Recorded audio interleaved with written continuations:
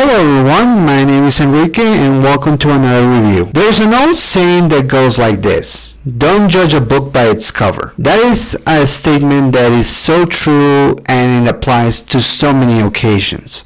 We see that in books, movies, TV shows, and in this case, we've seen that on a streaming service. Netflix and in this case Sony Animation Studios have proven once again that they could hang out with the big boys, in this case with Disney and all those other company empires. This is something that we haven't seen in the lights before. I've seen animation from movies like The Spider-Verse, which are good examples. But one that I never thought I would say is one of the best animated movies of the year is none other than the name silly titled K-pop Demon Hunters. Let me tell you, this is honestly one of the most incredible animated movies that I've seen so far. It definitely makes Disney movies of today look like people who are just made by kindergartens. Although that's too much of a compliment. I would say people who are in focus groups who don't have an idea what exactly made Disney great in the past are somehow looking more ridiculous than any kindergarten, because at the very least they can come up with animation and imagination stories that we haven't seen before. And that's the important part. We're taking an idea, in this case, of the Demon Hunters being combined with the mixed genre of the K-pop. Now, K-pop is a music genre that I don't know a lot. Hell, I don't know even the slightest. All I know is that they make songs and it's mostly recited in the other side of the world. However, this is not me to say I'm prejudiced and nothing like that. No. This is just me acknowledging that I don't know very much about this music genre that we haven't heard before. I have some friends that have heard this music before, but I never bothered to listen to one of them. Until now, until this movie came up, and I gotta say, it did not disappoint. Hell, it is actually worth the hype. If anything, this should have been released on theaters, not on Netflix, which I understand they didn't know how the movie without a fan base was going to handle it. But guys, the trailers, hell, even the movie itself and the songs are nothing to joke around. They put all the effort into this movie, and if it sounds like I'm hyping this movie a lot, it's because it is worth the hype. It is even greater than I ever thought it would be. So, what makes this movie so great in so many ways? Let's explore that and find out. The story goes like this. Hundreds of years ago, demons ruled the earth. They stole souls for their god demon Gima, and they used those souls to feed him and create other demons. Until three girls, or in this case three women, with musical cords in their lungs, as well as the ability to fight the forces of evil, managed to put a barrier called the Moon all over the world, using their songs, which encourages the souls of other people, creating more of a barrier and putting the demons at bay.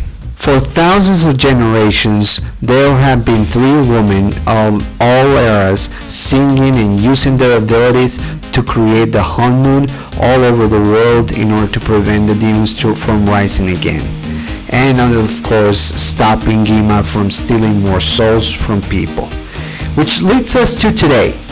This is the story of the teen trio called HUNTRIX: Rumi, Zoe, and Mira. Three women using K-pop music in order to create the Moon and to stop the forces of evil from invading. They have been doing this for years until Gima starts to get desperate and recruits Gino and the Soja Boys, which is a demon boy band, in order to compete against the HUNTRIX. So it's up to the three girls to find out how to stop the demons from getting to the fans, as well as finding a way to stop Gima and figure out what is going on with each other. This is not just a story about fighting the forces of evil. This is about a story of finding yourself. The whole movie focuses on not only the Huntrix, but specifically Rumi, who is the main character of this. However, I'm going to talk about the characterization later on. For now, let's focus on the story. First of all, I appreciated the backstory they gave to this movie.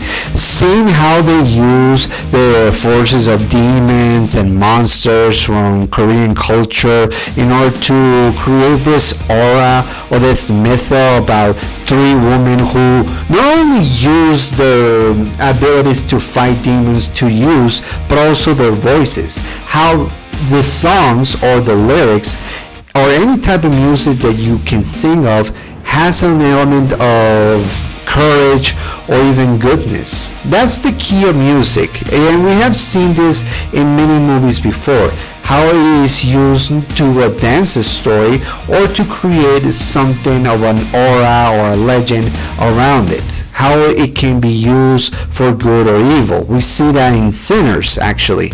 That's a movie that I'm going to talk about in Halloween. But this one is a pretty good example of how music can be used. And in this case, it's been used to not only for good, but also for evil.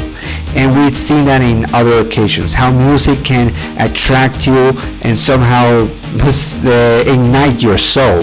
That's not a joke. That's something that happens most of the time. And that's something that I really enjoy about this movie. Something that I also enjoy is the backstory that they gave to the three main characters, the Huntrix.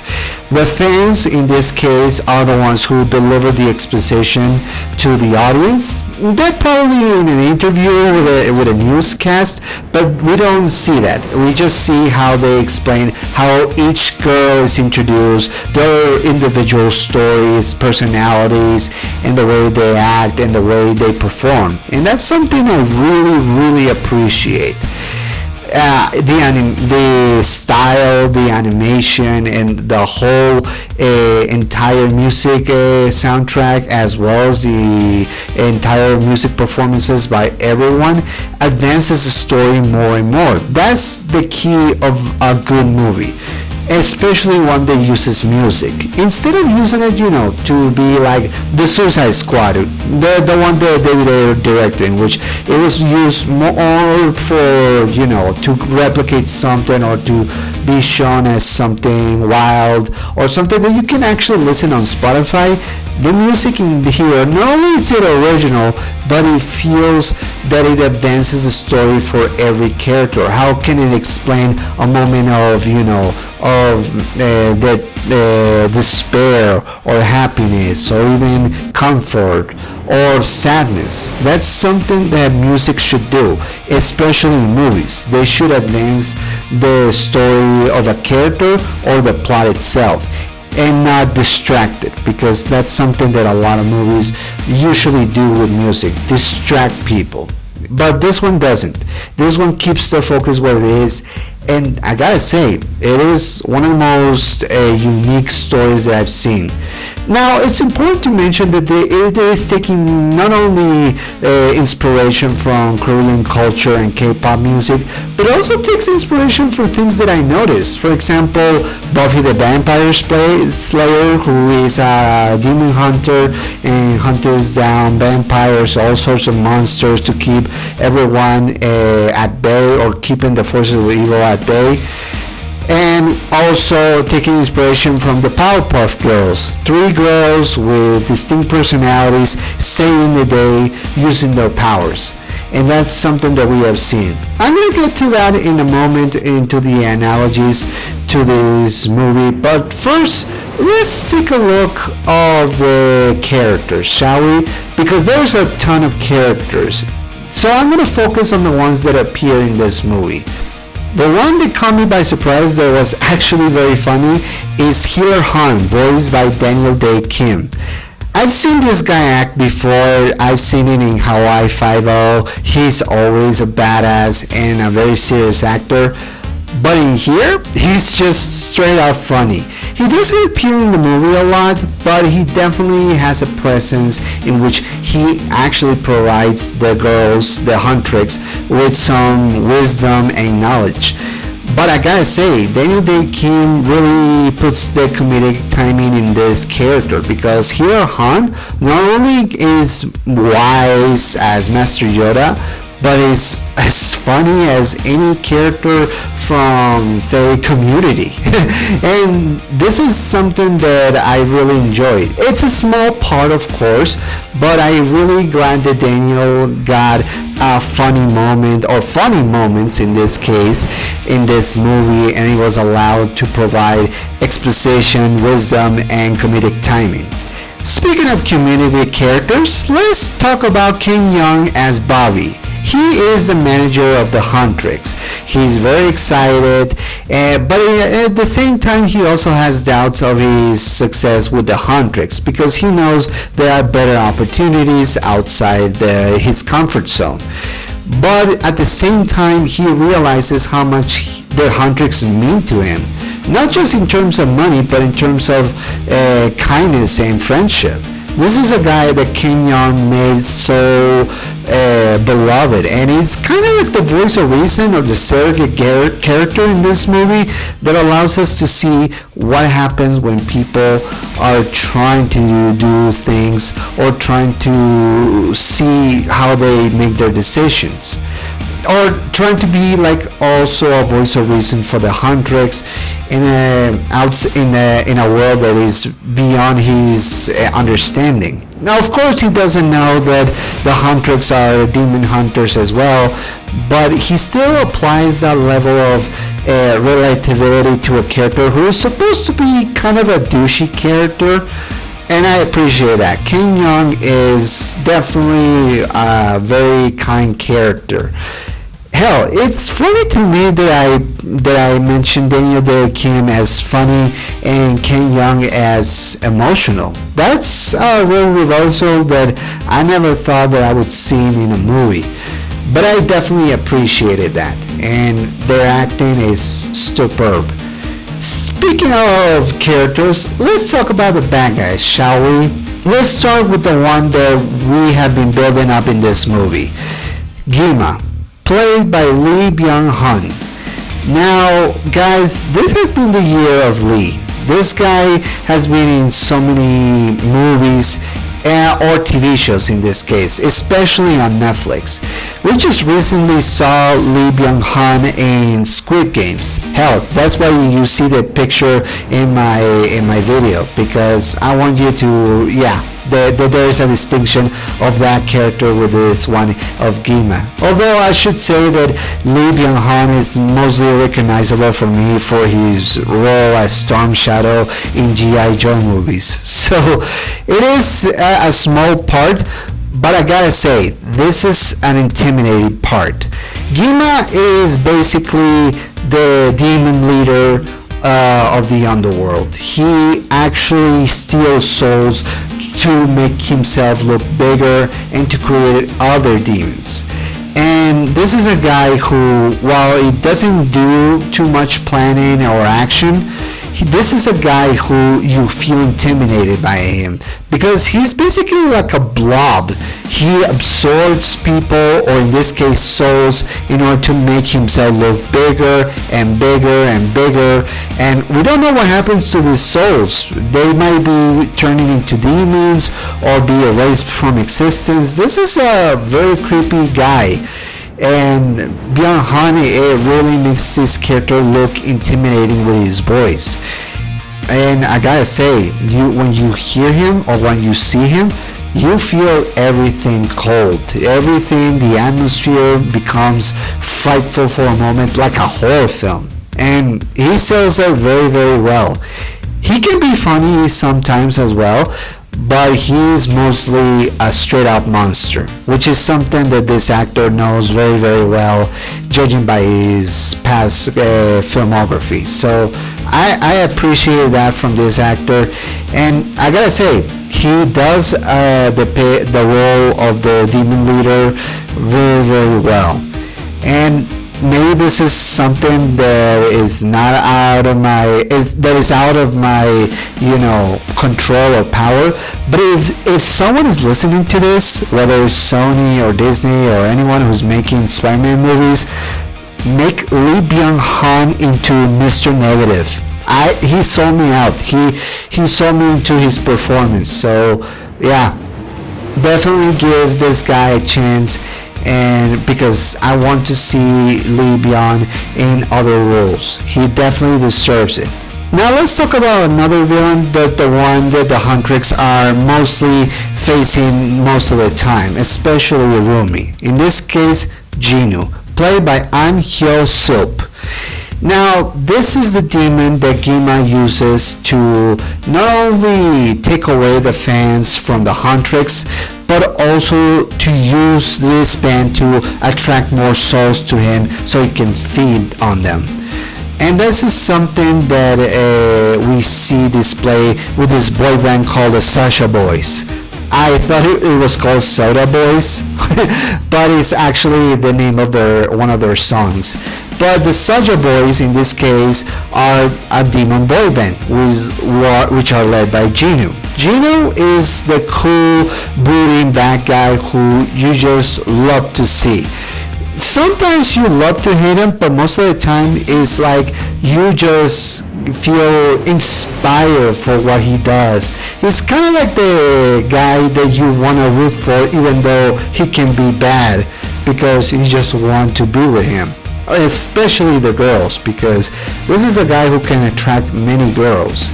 He has a backstory in which he had an opportunity to be famous, so he made a deal with the demon Gima in order to become famous, but at a price. I'm not going to give too much about this character. His backstory is very tragic, and I gotta say, it caught me by surprise, and this is something that I never expected from an animated movie. But this one is doing so well that I say I don't care. This is actually pretty good. And Juno's backstory and personalities are just as dark as the character. This is a character that while he's trying to be at peace with his actions, he cannot escape his past. And that puts him in a collision course with one of the Huntrix, in this case with Rumi, which not only they create a romance out of it, they also create an understanding of who they are and what they are at the moment. And that's something that I really love. The performance of this actor, An Hyo-sup, which I don't know very much, is really, really good. And his voice, it really sounds very deep. If this guy gets more roles after this, then I will definitely go and see it, because he has a commanding voice for this character Jinu. He sounds deep, brooding, like one of those bad boys from any show from the early 2000s, like Angel. This guy is like Angel, but he definitely knows that he's doing bad, but continues to do so because he has his own means to an end. And that's something that I really appreciate. That I really appreciate a movie in which we can sympathize with the character, but we still don't agree with his actions, because he's still a demon at heart and tries to steal people's souls. And that's something that the Huntrix have to come to terms with. And that's something that I really enjoy about this movie, the inner struggles and drama from the characters. That's something that allows us to explore to all the others. And that's something that we're going to see with the three members of Huntrix. So let's talk about Mei Hong as Mira. Mira is basically the lead dancer of Huntrix. She's tall, she's badass, she's very, very mean, but at the same time, she's very, very stylish. If anything, if you want me to compare it to the Powerpuff Girls, I would say that she's the buttercup of the group. She's very tomboyish, not afraid to getting her hands dirty into a fight, and basically just act like the black sheep of the family. But unlike any other versions that we have seen this before, this is a woman who genuinely does care and embraces her femininity without any fear or consent. And I gotta say, she is very, very badass. The dancing sequences that she performs are just astonishing, as well as her fight sequences. She has this almost like protecting nature of the older sister, in which she wants to protect Rumi and Zoe from other demons, and she doesn't care what others think of her, just as long as she can kick their asses. She is definitely one of those girls that you don't want to mess with. Hell, even her family doesn't want to mess with her. We don't know very much about Mira's family, but I gotta say, it's gotta be somewhere that something went wrong, or maybe they do love her, just that she just maybe did something that pissed them off. I don't know. If this movie gets sequels, I definitely want to see Mira's backstory explore a little more, because there's a lot of potential here, and there's tons of stories that you can tell with this character. I also appreciated her style of costumes, because not only is it very punk rock, but it's also very, very relatable. The sleeping bag costume that she used in the Met Gala, God, that was just hilarious. I really enjoyed that. Now let's talk about one of my favorite characters, Zoe, who is voiced by Ji Young-yo. This is a woman, or in this case, the Bubbles of the group. She's very cute. They call her Maname, which in Korean translates to young girl. She's very sweet and kind, but at the same time she's very rough, especially when it comes to rap. She's like the biggest rapper of the trio, because she does everything very fast and very quick pace. But she can also be naive, boy crazy, and at the same time just odd. And I appreciate that. This is a girl who is very odd, but we like that. She's the only member of the HUNTRIX that doesn't speak Korean. You can notice that in the songs, but I gotta say, she really sold out the rapping sequences, because she's just straight up awesome and just amazing and hilarious. She also is fan of one of the Soulja Boys, especially one that has a very long hair that covers his eyes, and she's letting us know how much she likes him. But yeah, in the end, this is not gonna work.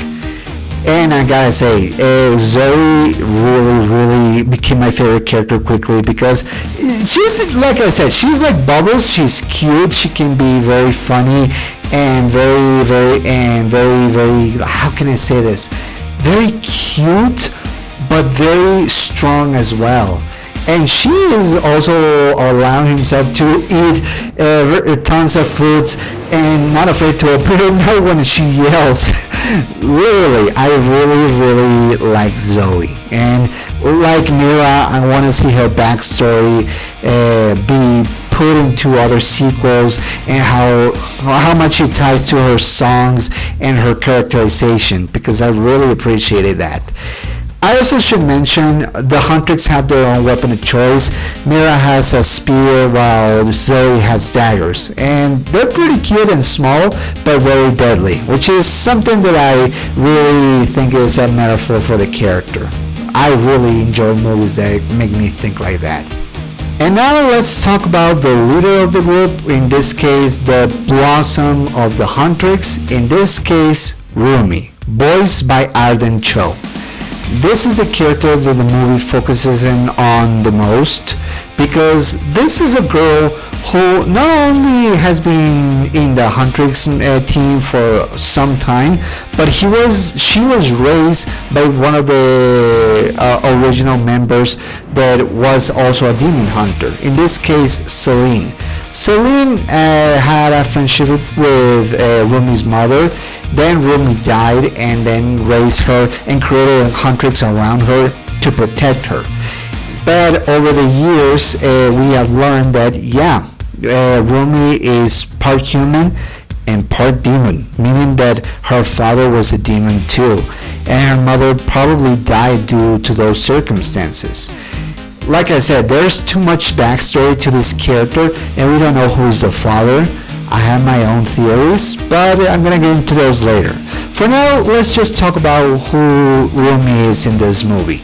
She is very funny, but also a workaholic. She works endlessly hard on her music in order to perfect it, to make the Honun look gold, in order to prevent the demons from invading for 100 years or decades, as well as putting a stop to what Gima is doing. But there's a personal goal into this. She wants to create the Honmun not only for the sake of the world, but also to cover her own tattoos that are basically demon-like. And that's something that she struggles throughout the movie, to open herself. The movie focuses on Rumi's internal struggles, in which she wants to open to Zoe and Mira, but doesn't know how. And over the years, Celine told her to cover her tattoos because people will not accept her, because she made a vow to her mother that she wouldn't be harmed. And there's a lot that Rumi has on her plate. Her relationship with Gino creates an interesting contrast between her story and his story as well. This is something that she doesn't want to do, because her whole life she has been taught that demons are just bad guys without a soul, but realizes through Gino that there are things that we need to accept and open about, not only other people but ourselves. This is a beautiful message that the movie is taking advantage of, really exploring the facets of deep flaws that the characters have. The movie is telling us that the Huntrix should not have flaws, but when they do, they don't know what to do with them. And the movie diverts that into making the characters realize that the flaws are not a bad thing. This is the character that each character is going through. And Rumi is the focus of this movie, how the focal point of this characterization in this movie, or this theme if you like it, it's supposed to be about accepting each other, accepting our flaws, our internal struggles, how we feel about ourselves, and accepting those parts of ourselves and create something beautiful, in this case a family. And that's something that Rumi realizes in this movie, how even though she didn't have a mother or a father that really loved her, and even though Celine, while raising her, didn't exactly accept her who she is, through Zoe and Mira, she has a family that she never thought she would have in a million years, focusing only on her music and that's it, but realizing there is more to that. And sometimes it's better to just chill out and just let other people see you for who you are, not be afraid too much about what they're gonna think. Those are the type of messages that I could get behind, and that's something that I'm going to get into my conclusions later. But for now, let me just say that Rumi is amazing, and her and all the other characters, Mira and Zoe in particular, are just straight up awesome. They're really my favorite trio of girls so far. Bar none, they are the best. Yeah, move over Powerpuff Girls. I have my new trio now. Okay, no, that's not true. I still love the Powerpuff Girls, but man, these three girls sold me on her performances. I really love that. Let's talk about my favorite part of this film, the animation. This is obviously made by the same people who made Spider-Man Across and Into the Spider-Verse, and it definitely shows, because this is a 2D, 3D animation that everybody loves nowadays. The fast pace but also comedic timings of the animation, how it is both beautiful and chaotic at the same time, how they are willing to take risks in their animation department, in some scenes, how the characters react, how the action sequences should be used. This is definitely a movie that you can watch over and over again, or hell, put it into a museum frame and you don't get tired by a second, because this is some beautiful stuff. Now, to compare to the Spider-Verse movies, this is definitely taking inspiration to that, but it's taking the approach of anime. What I mean is that anime will also have this style of animation, very fast-paced, characters changing size in their heads and other body extremes to react to people or to situations, or even the action sequences being more fast and loose and trying to be very energetic, and this movie is no exception. But one of the things that I really love is that it's both 2D and 3D in terms of anime. We've seen that in many movies and TV shows nowadays, but this is one that in cinematic form is just beautiful, and you can honestly watch that 100 times and never get tired. This is something that many artists in the 3D department could get inspired, because this is one of the most unique animation styles that we have seen.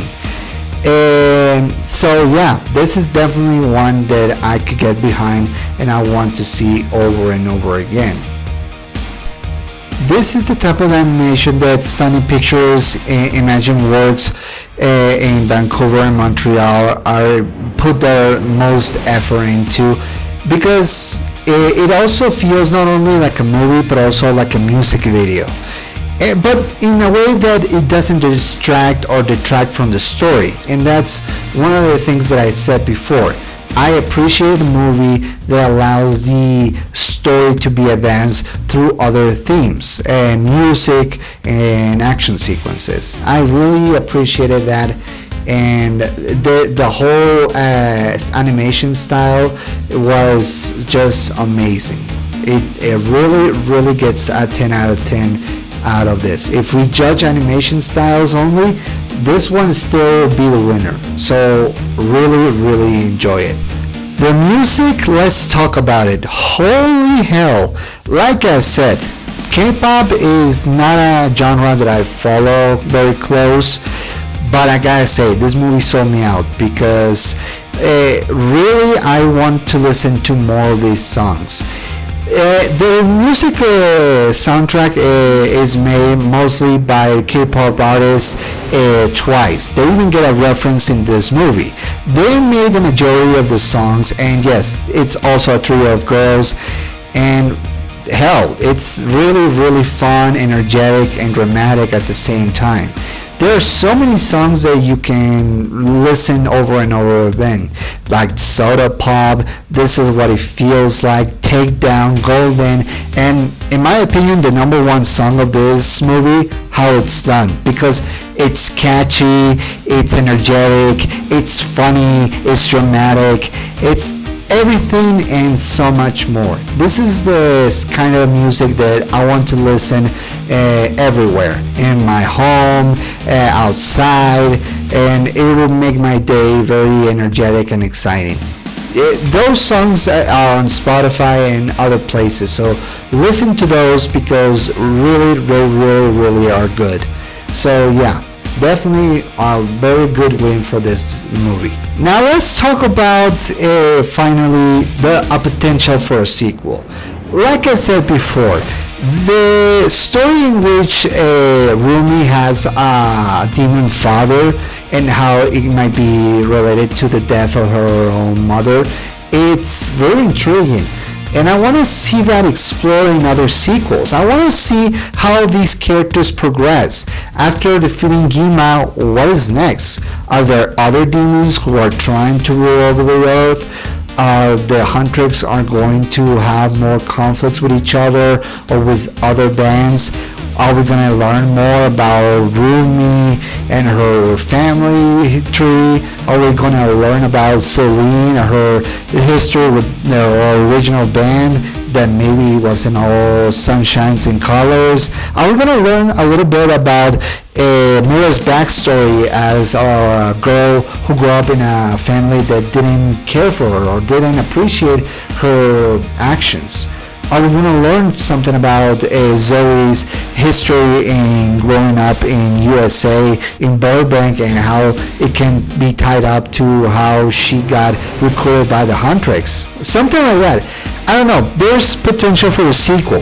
Hell, there's even a theory that I have that maybe Gima is not being destroyed the whole, and then maybe he is a father of Rumi?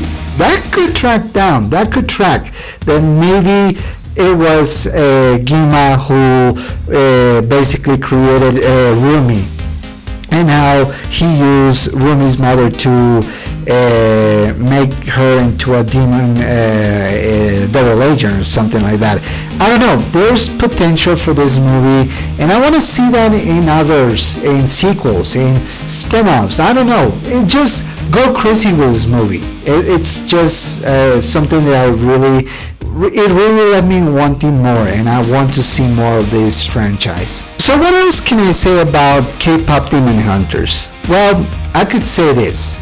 In a day and age in which all the movies, especially in Disney, are trying to convince everyone that girls should be strong, independent, without any flaws, here's K-pop Demon Hunters. Hell, here comes HUNTRIX showing us that, yeah, they tried that and it didn't work.